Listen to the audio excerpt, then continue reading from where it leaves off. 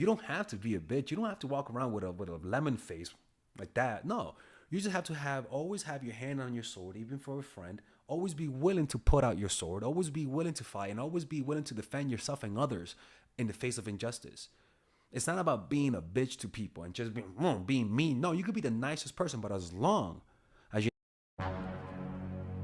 Like a boss. So one of the principles that I teach is learning how to develop nice girl traits, but also learning how to develop bad girl traits, right? And the problem with a lot of people is that a lot of people are over calibrated in one or the other direction.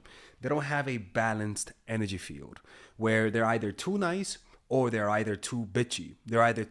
They get too attached or they're too detached. And so they never find that middle ground. And to me, I find that Ciara, which I hate talking about her too much, to be honest with you, but I just can't find that as many good examples as her, to be honest with you. I can't help it, right?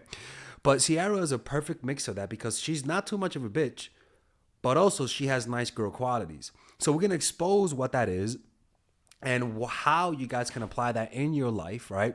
And these are the things that I do talk about in my course, Nice Girl. We're actually expanding Nice Girl. We're making another section of Nice Girl, and we're talking about the emotion of anger, because I recently discovered that type of like that energy. Not I didn't discover anger, but I recently realized how important having a appropriate amount of anger in defending yourself. So we're gonna include that in that course, but also we're gonna include it in this video.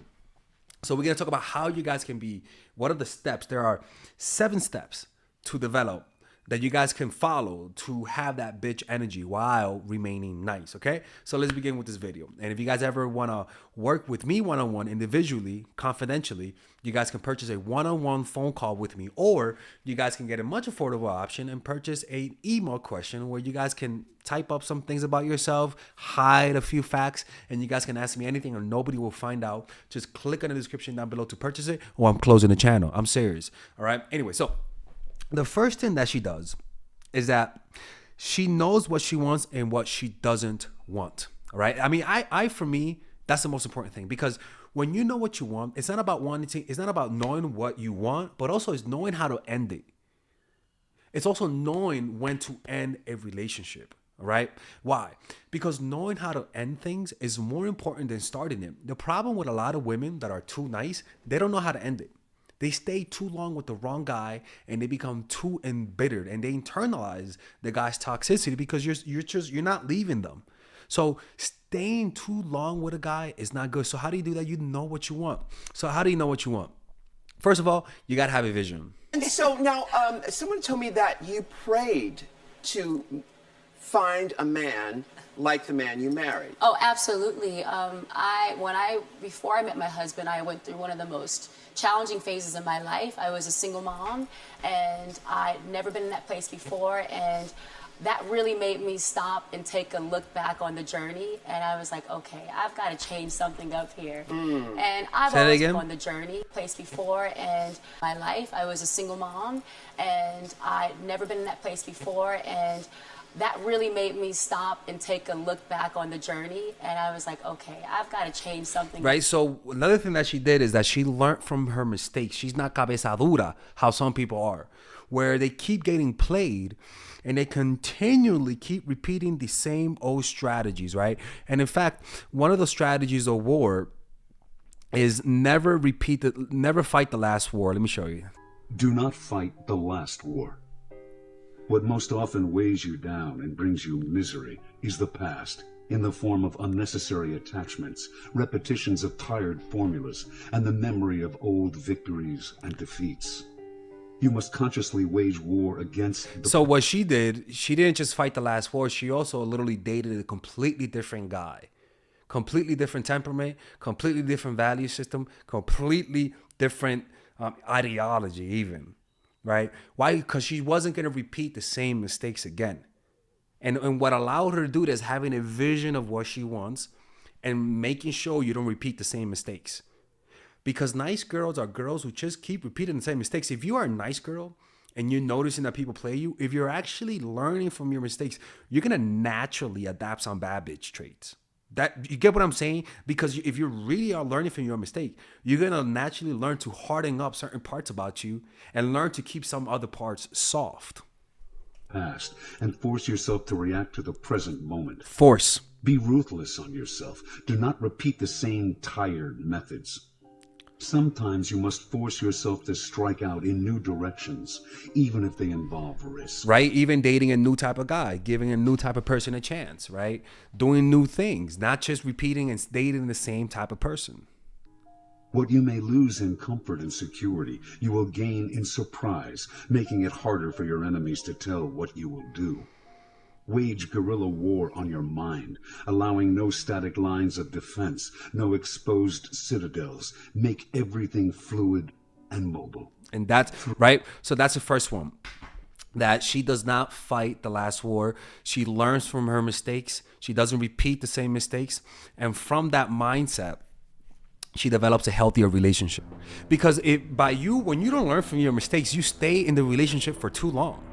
And like Ciara said in the video, that she realized she wasn't happy, and so she left. And the reason why she left is because he was being unfaithful, right?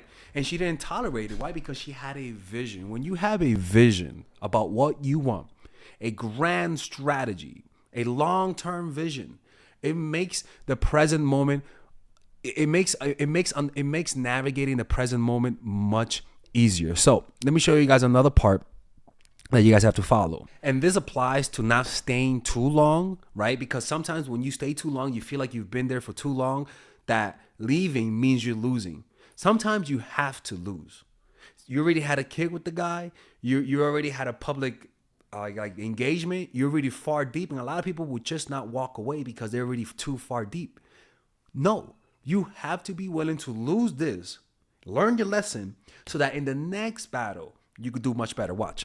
Lose battles, but win the war. Here it is. Everyone around you is a strategist Angling for power, all trying to promote their own interests, often at your expense. Your daily battles with them make you lose sight of the only thing that really matters: victory in the end, the achievement of greater goals, lasting power. Grand strategy is the art of looking beyond the battle and calculating ahead. It requires that you focus on your ultimate goal and plot to reach it. In grand strategy, you consider the political ramifications and long-term consequences of what you do. Instead of reacting emotionally to people, you take control and make your actions more dimensional, subtle, and effective. Let others get caught up in the twists and turns of the battle, relishing their little victories.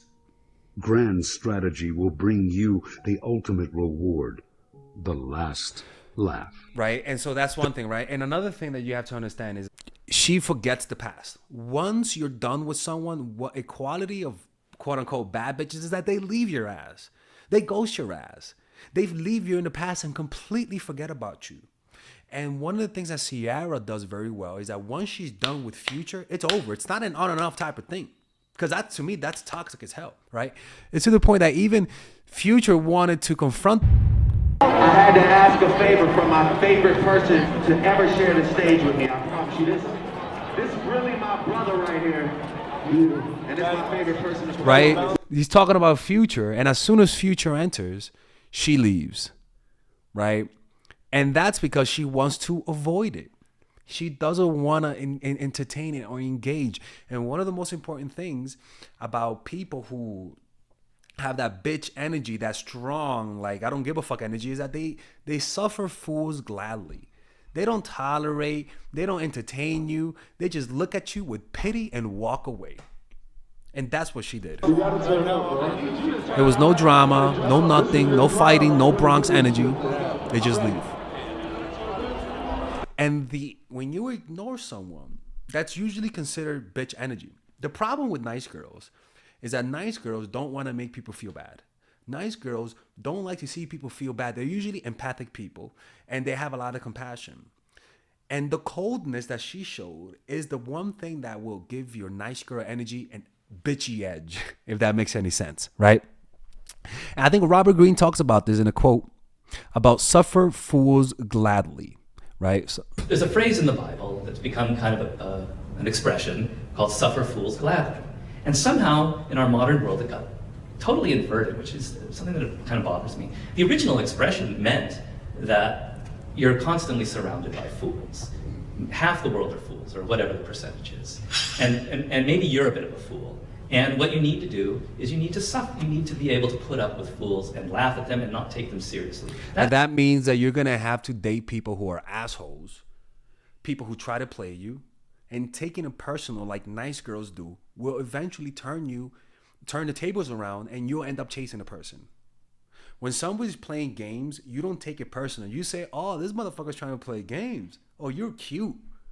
You're a cutie, aren't you, huh? Trying to play me. All right, okay. You know what? I'm not even gonna entertain that. You're being inconsistent. Aren't you a cutie, huh? You know what? I'm not even gonna continue. If you want to make this work, I'm not gonna entertain you. I'm not gonna get mad. I am not gonna try to change your mind. I'm gonna just walk away, like Ciara did. I am not gonna entertain a drama. That's what it means in the Bible, and that's the wisdom in the Bible. And then somehow it got turned around in modern times where it seems to be a virtue that you don't suffer fools gladly, that you don't put up with them, that you get angry about them, that you confront them, that you try to change them, and on and on and on and on. No, you don't try to change them. If you're noticing that you're dealing with a fool, with a player, with someone's trying to waste your time, you don't entertain it, you leave. And that's what Ciara did. And so that's another thing, is that she's able to walk away even at a loss.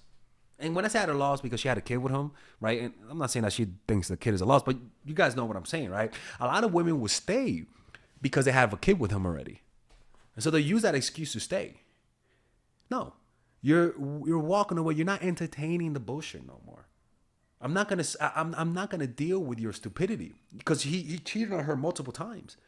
So I'm not gonna deal with that kind of stuff. So what I'm gonna do is just leave, not complain, not ask you to change, just leave. That type of callousness is attractive to guys. That type of callousness makes them chase. That type of callousness shows that there's strength behind the soft appearance. And the idea that I try to say, it's part of my chapter on social intelligence, which is I'm trying to tell you that you're not going to be a master in this world unless you know how to get along with people. We're social animals. You can't just be a nerd, a tech guy that has no contact with people. You have to learn how to be with people and be socially intelligent, and it's actually a beautiful form of intelligence. Right, so that's one thing, right? So we talked about knowing what you want, having a vision about what you want, and also what you don't want. I'm not staying for too long with the wrong guy, right? So identifying the red flags and leaving as soon as possible. You don't have to be a bitch. You don't have to walk around with a lemon face like that. No, you just have to always have your hand on your sword, even for a friend. Always be willing to put out your sword. Always be willing to fight, and always be willing to defend yourself and others in the face of injustice. It's not about being a bitch to people and just being mean. No, you could be the nicest person, but as long as you're not willing to, as long as you don't entertain people who are not good for you, as long as you're able to walk away consistently, as long as you know what you want and don't want with certainty and clarity, all of that will project outward in your nonverbal cues. And as long as you're able to learn from your mistakes and not repeat the same old patterns from the past, things will get much easier. Now, the next thing is that she hones in on her inner anger. Anger, controlled, will allow you to keep him away from you. There's a certain level of disgust that you have to do this. To leave as soon as he enters the room. There's a certain level of like, yo, dude, you're just looking at you disgusts me. Because disgust is an emotion that is there to prevent you from eating or consuming things that are not good for you. That disgust, is important in order to keep you alive in this world. A lot of people don't have that disgust for people who are toxic. A lot of people don't have that disgust for people who are not good for them. And so what they do, they're like somebody who finds everything delicious that they find. They're going to end up getting sick or dying on the inside. And so that disgust, that anger, that resentment towards somebody who's not good for you will keep you away from them. And sometimes when you're nice, you don't allow yourself to feel that because you feel bad. That's guilt. That's manipulation. Allow yourself to feel that anger, that resentment. Think about all the bullshit that this person tried to do, or even not just him, just the men who try to play you, the guys that are bad for you. Just think about all of the time they wasted, all of the times they've used you, and allow that energy to be consciously conjured up in your mind so that you could use that energy as a shield. Allow that energy to harden up and become your shield and sword to protect you. And all of that without you trying to be a bitch, without you trying to be mean, will give off a hard, strong energy that's also soft and lovable. But this is the most important part, is to have all of this, but also be able to love someone, but also be able to not just experience strength and power and anger and knowing what you don't want and pushing them away. Not only that, but also being able to connect with someone, right? Why? Because if you watch Ciara, the way she talks about Russell Wilson, she doesn't sound like a scorned woman who left a guy that's bad for her. She talks about him with complete love. She didn't allow the negative experience with Future to mess up the way she feels love towards other people. She didn't allow the past to change her completely. So what you got to be able to do is to complete this. You got to still stay able to love someone, to appreciate someone, and not let somebody who played you, not let the abuse you experienced in the past come into the future. No pun intended. So how do you do that? Well, first of all, you learn to forgive. Every man who hurt you, go watch my video about love and compassion meditation where I talk about it, but use loving kindness meditation towards the men in your life who hurt you, towards the men in your life who have abused you, and learn to forgive through doing that meditation. Because when you forgive, you allow yourself to love once again. You allow yourself to take people in and give people a try. It'll literally change your whole demeanor. So you cannot allow these men to completely mess up your emotional balance and your emotional immune system. So you develop a meditation practice. You practice meditation for 10 minutes where you're noticing the breath. And then for 5 minutes afterwards, you do a loving kindness meditation. You do that every day, and slowly but surely, it's going to recondition yourself to actually love and love without fear. And what's the fear? Fear of being rejected. When you practice meditation, you increase your emotional immune system. You increase your ability to feel pain, so that when somebody threatens to leave you, you're not afraid of losing them, because you know even if you feel pain, you're going to get over it. That's what meditation does. It gives you the emotional immune system. She has religion. She talked about how she prayed for this relationship to manifest, right? Let me show you. Right? She talked about how it was prayer that allowed her to find the right guy for her and find and manifest Russell Wilson, right? I know that you are happily married to a beautiful man. Yes. You know, it's interesting, you know. Oh, there you are. Yes. That's my honey. You know, it's interesting. You live long enough, and the people who come into your life, it's such an interesting storyline how that works. Yeah. How did you guys meet? We met through a mutual friend, and we met here in LA. And the first day we saw each other, it was like, yes, sir. Yeah. Right? And it's totally fine to do that. But again, you know, like, you got to be able to, like, see the right guy, but also not get too caught up in the emotion and not get too excited, you know? Now, correct me if I'm wrong. He plays something with the football. He does play football. He's a quarterback for the Seattle Seahawks. Yeah. You prayed to... Definitely would pray a lot. I would cry a lot, and then I would pray a lot. Mm-hmm. Right? So notice she used her pain and used it as her spiritual practice. You know, and God is good. I did meet the love of my life sooner than I planned and kind of thought I was going to. In my mind, I thought I was going to be single for 4 years. And I met him actually when my son was 10 months old. And that was a very special moment because he came into our lives and was ready to love the both of us. Yeah, and the key for her is that she knew what she wanted. She wanted a guy that could also take her children, and she didn't compromise. But also, most importantly, she knew when to end things. When you love someone and they're playing you, a lot of the times you're gonna procrastinate on ending things, and you might end it way too late. And one of the most important things in life is knowing when to end it. It's not how you start things that makes you bitter. It's how you end it, right? And too many women stay for too long. So I think that even though she had a kid with Future, as soon as she saw him being unfaithful, she ended it. And too many women will kick the can down the road, forgive him, and say, okay, if he cheats on me one more time. No, you got to know that first cheating is over. Watch this. Even at the cost of being a single mom. Know how to end things. You are judged in this world by how well you bring things to an end. A messy or incomplete conclusion can reverberate for years to come, ruining your reputation in the process. Right? Like, for example, I got so many women that are celebrities look like complete clowns and ruin their reputation because they just kept getting played, because they just don't know how to end things. If you could be played, but if you know how to end that relationship, a lot of the times you can end up winning. And notice the way she ended this. She ended it and she ended up winning. She ended it and then found another better man for her. And the only way why she found Russell is because she knew when to end it. Too many people stay for too long. The art of ending things well is knowing when to stop, never going so far that you exhaust yourself or create bitter enemies that embroil you in conflict in the future. It also entails ending on the right note with energy and flair.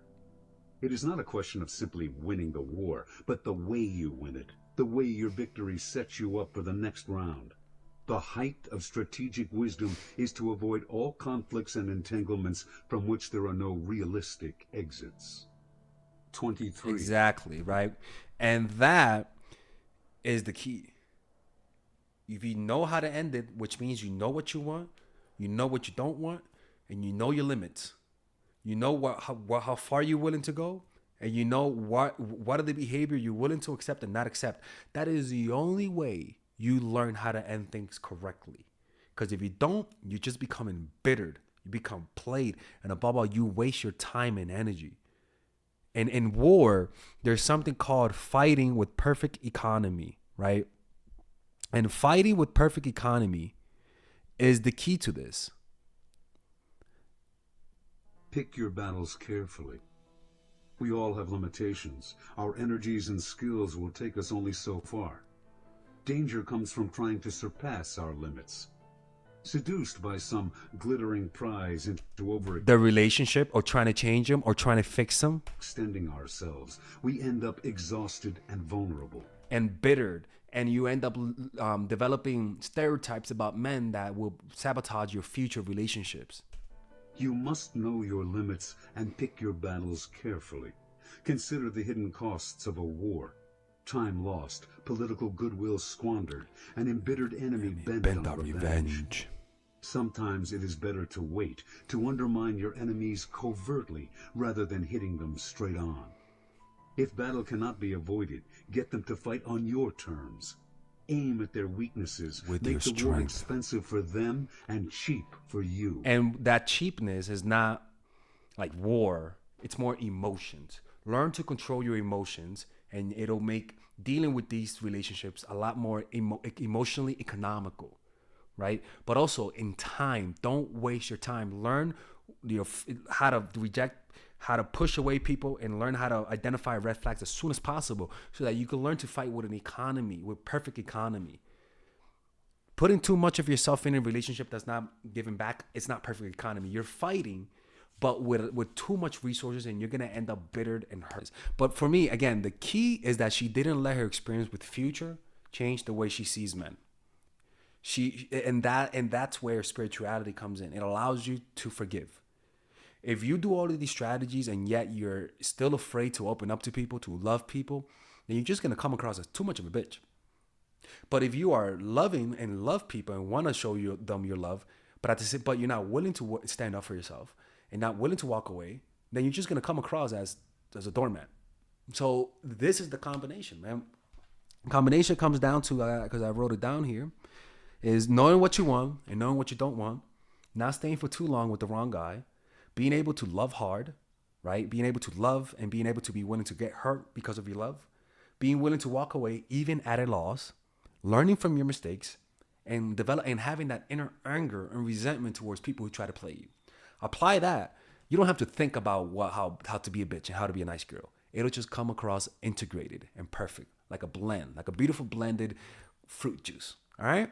Anyways, this is something that I do teach in my course, Nice Girl, obviously, as you guys can see here. I mean, emotional natural chemistry, but also it's also in my course. I feel like, again, my most important course is this one right here. You guys will go to the description down below. Is emotional mastery. Okay. This will teach you everything, and I just updated that course today. We're gonna be uploading more material, but it's pretty hefty. I'm not gonna lie, because it just took so long to make. But you guys can just purchase the basic course, $199, and it'll teach you all of these strategies on how to control your emotions. Okay, and the other course for you guys is Nice Girl. All right here, and this is a course about how to develop assertiveness. And it'll teach you how to develop that. And I'm actually updating that course either today or tomorrow. So purchase it now. And this is the trifecta for emotional mastery, controlling your emotions. You can click in the description down below to purchase it.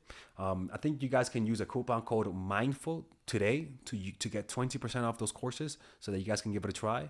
And if you guys like it, let me know, man. A lot of people have purchased it, and it has definitely worked for them. I mean, there's a bunch of reviews. I have a bunch of reviews, people. I gotta update them.